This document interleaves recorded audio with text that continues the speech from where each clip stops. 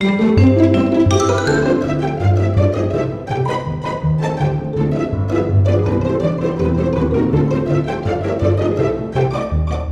my name is Ethan Tucker, and I serve as Rosh Yeshiva at Hadar.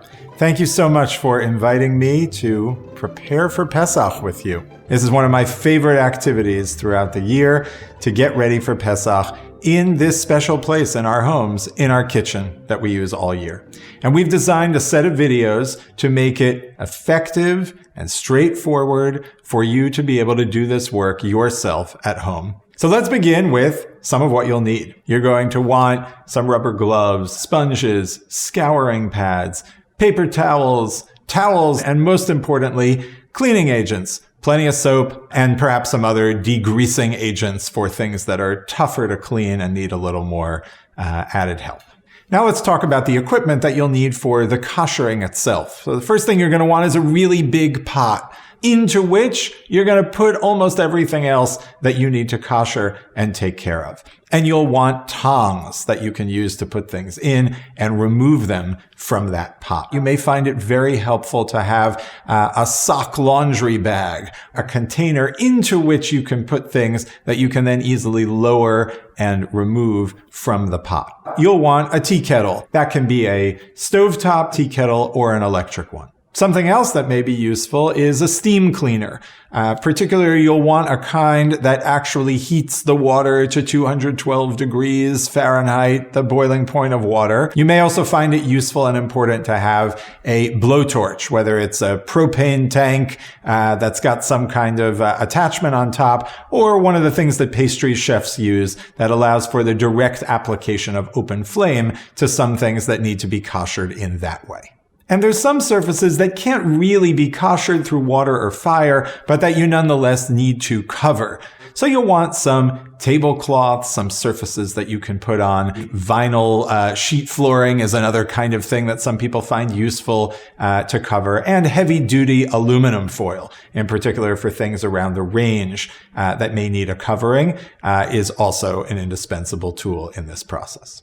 Make sure you've got serious oven mitts that really cover up your hands and protect you from any minor spills. You're going to want to use goggles or safety glasses. You're going to want to make sure that you don't have any loose pieces of clothing that could catch on things and create a problem. An apron's always a good idea as well. Always wear shoes when you kasher, and make sure that kids or anyone else who's just not fully aware of what's going on is out of the kashering area. Now let's talk timing.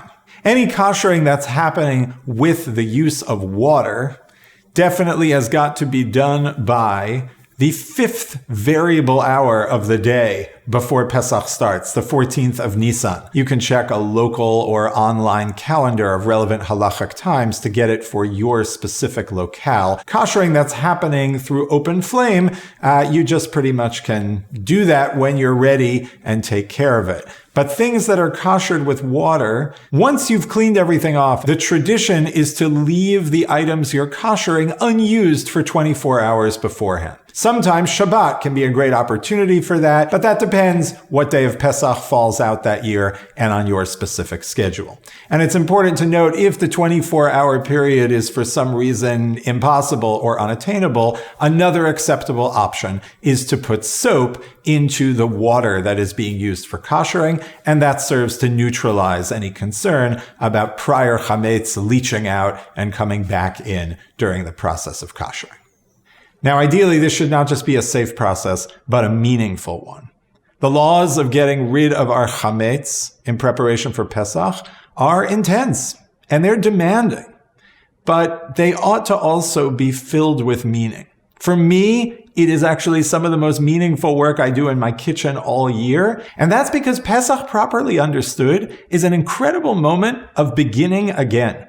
The Torah tells us, get rid of all your old starter dough that you're constantly making bread with, throw it out, and with your matzah, begin a new year of baking and food preparation with nothing that you've stored up from the past. When we kasher our things for Pesach, you are doing a mitzvah, not just cleaning. You are actually fulfilling the commandment and really the opportunity to begin again.